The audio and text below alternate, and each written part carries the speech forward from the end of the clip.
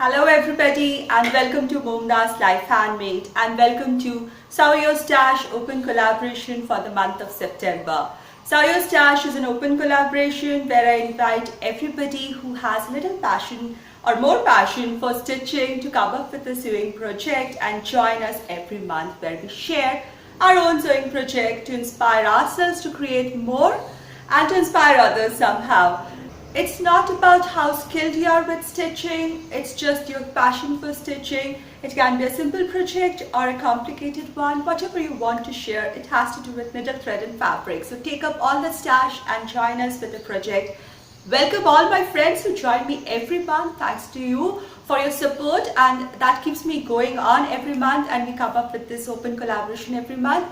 And welcome all the newcomers who are joining us this month and the ones who would be joining us in the coming months.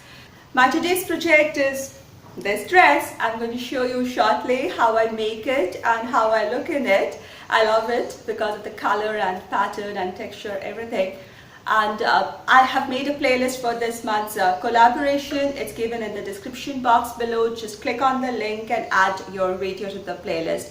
If you have any problems adding your video to the playlist, as I always say, make some noise and tell me, and through comments below or email me, and I'll grab your video and add it to the playlist. So let's begin the party and keep our passion for creating a life open and burning bright. Let's go. Let me share this really pretty cotton fabric with you.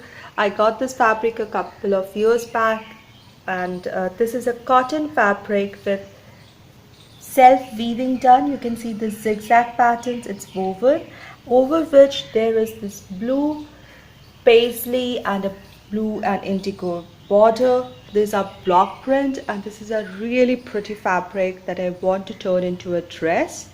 So I decided to make a kurti or a shift dress. So I folded my fabric for the front piece and the back piece, and I folded it again into half depending on how wide I want my kurti or the dress to be. So this is basically 1, 2, 3 and 4 folds, and this is the folded area which would be the center line of the dress, and this would be the sides of the dress. So now the best thing that I find is making your own dress. That's the easiest thing, and the best way to take measurement is to use a dress which is well fitting. I always turn it inside out so that I can see the stitch line and also how much seam allowance to be given. So I place it neatly over my folded fabric and making sure that the center is towards the folded edge, has got the center of the dress, and the sides fall on the open edge of the folded fabric. So once this is neatly placed, I use my fabric chalk and mark the sides. Now you can make adjustment depending on amount of fabric you have or the design that you want to make. I mark the shoulders.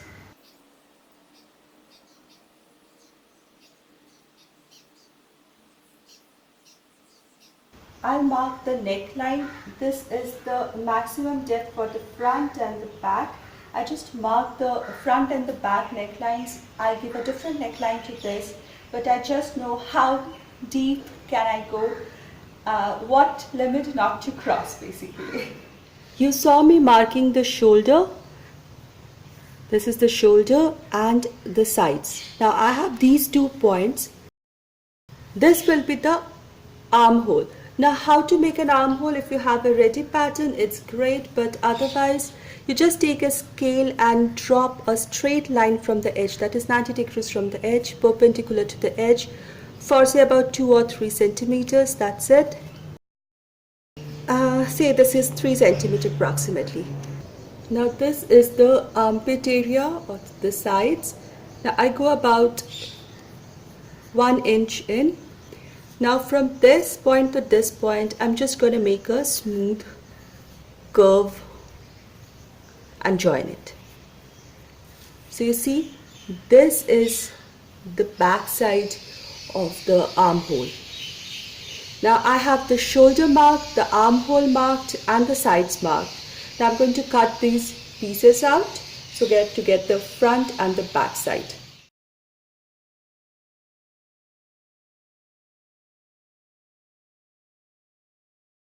This is the extra piece, and this will have two pieces, one for the front and one for the back.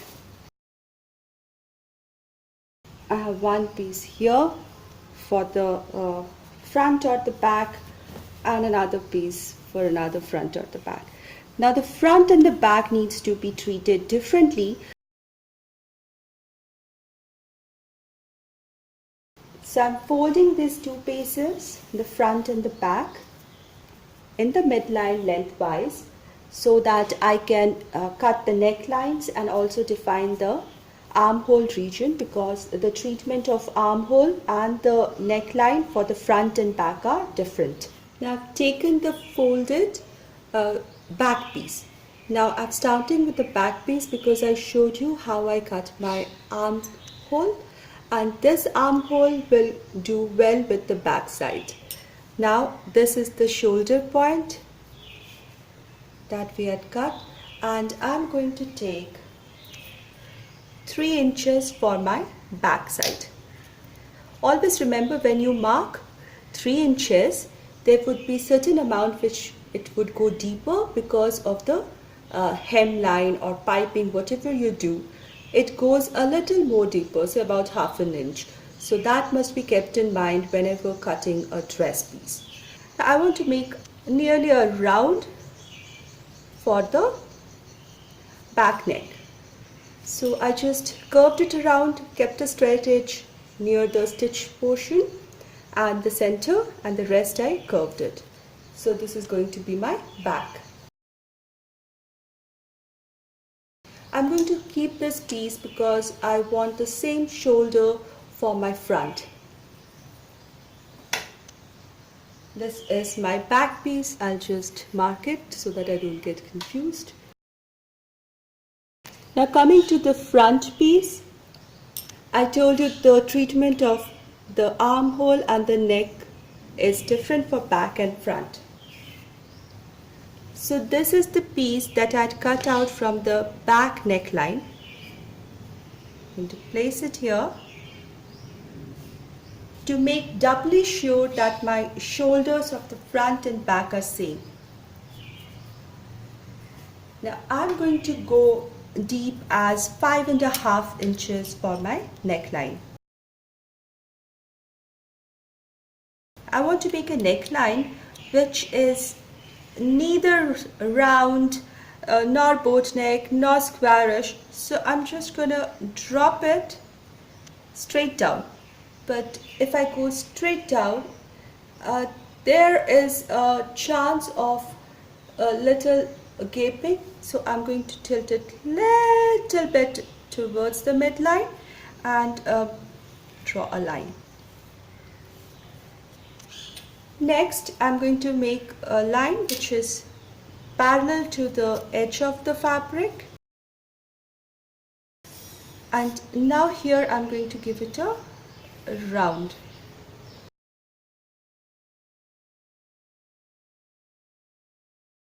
Always better to cut less than cut more. The front armhole is different than the back. I'll go about a finger width inside and merge it towards the top and the bottom side. Because women are made differently, and the front fitting, for it to be neat, we need to cut this extra little piece of fabric.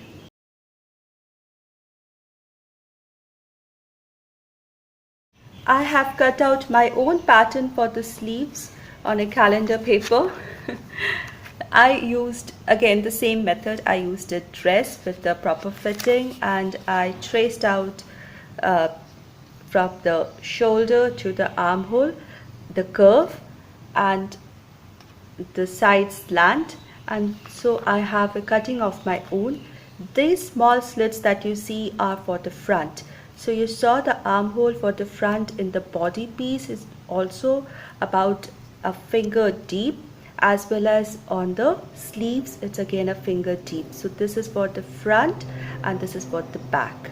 Now this is the pattern of my sleeves, and I have taken the fabric, which is I've doubled it once, 1 and 2 for the 2 sleeves, and folded it again in the midline.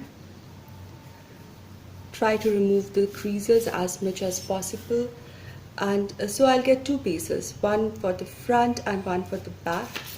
Place my pattern.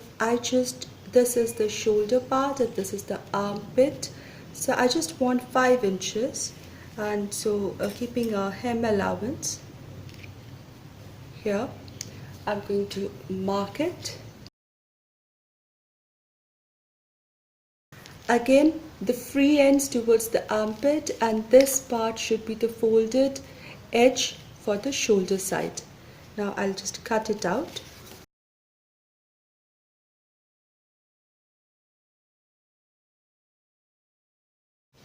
Now the 2 sleeves portion are placed such that the front side of the fabric face each other, and now I fold it again in the midline.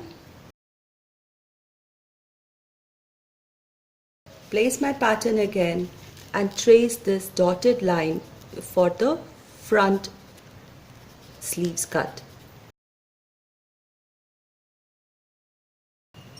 Now when I cut, I'm just going to cut 2 layers. Open it and just cut these 2.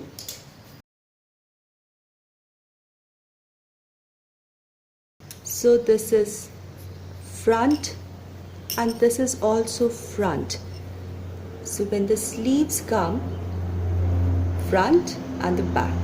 This is all that I'm left with, and I'll fashion out 1 inch straight strips and some bias strips. The bias strips will be joined end to end to make a strip for finishing the neckline, and in case of sleeveless dress, the sleeves or the armholes. But since I have added sleeves, I'll just do the neckline with this bias cut strips. Now for the straight cut strips, I'll join them again end to end, and I'll use them to finish my side slits and the sleeves end, which is again a straight line. How I finish my raw edges or the seams. So these are the straight strips that I use for the straight edge, and I use bias strip for the curved edges. Now I put the strip, the right side facing each other on the edge, and stitch over it, leaving the seam allowance. Next step would be to fold this over, flatten it like this. One can either iron it. I don't iron, I go straight over and do an over stitch. So now this piece lies very flat, and it becomes easier for me to fold it twice.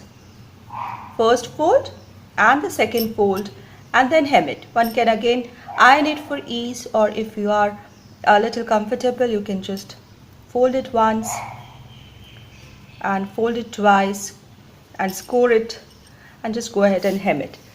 So this will give a very neat edge. There will be no fraying of threads. All the fraying of threads will go inside. One can machine hem, but I prefer to hand hem because it almost becomes invisible stitch. Once all the edges were done, the first thing that I did was I put the front piece and the back piece together and stitched the shoulder. Then I attached the arms. Now sleeves, I made sure that the front marked piece falls on the front, and similarly the back. So I prefer to start stitching from the center, that is from the top of the shoulder, and then go down till the armpits and go back till the shoulder and go on to the other side, go down to the armpit and back. That way it's easy to manage the fabric. One can pin them together and then stitch it. It gets done this way. Now one can lay flat the dress at this point, and then next step would be just fold over and start stitching the sides. So I just folded over, the right sides facing each other, and now I shall start from the sleeve side. I'll go from sleeves till the armpit, or one can start from armpits to the sleeves and back, and then I'll go along the sides till my slit. I want to keep a slit open on both the sides, but if you don't want to keep slit open, or you did not make this edge, you can go till the end if you feel like. And I'll give a little curve for the waist here so that it fits me well. One can even add darts in the center if one prefers to. I love stitching my own dresses because then I can make a perfect fit for myself. This dress fits me so well and looks beautiful with the indigo blue churidar or leggings. Thank you so much for watching. I hope you liked this video, and thank you each one who joined this collaboration, and hope we keep on doing this stitching and sharing it with everybody every month. Thank you so much and take care.